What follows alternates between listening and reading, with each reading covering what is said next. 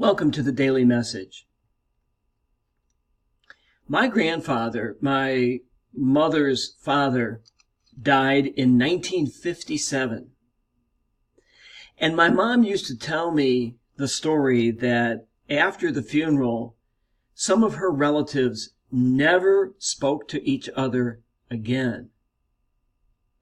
And the reason why they didn't, believe it or not, was because some of them were allowed to ride in a limousine to the cemetery and others weren't.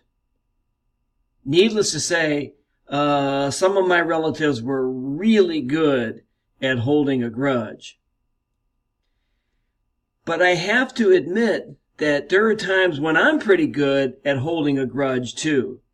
There are people in my life who have hurt me or who have taken advantage of me, and it may have been 5 years ago or 10 years ago, or I must admit 30 years ago.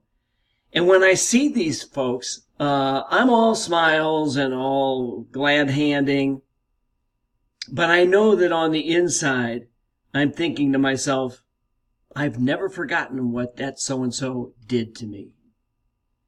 And so in a sense, I'm living a lie. And so it's time for me, I recognize that it's time to move beyond that and to let go of whatever that hurt may have been. So that's my challenge. My challenge is to let go of the anger that festers after 10 or 20 or 30 years, and to let go of the resentment that does nothing but hurt me. It doesn't hurt the other person. It only hurts me and holds me back.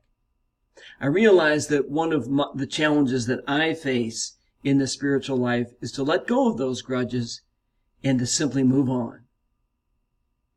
Thank you again for watching, and I hope you have a great day.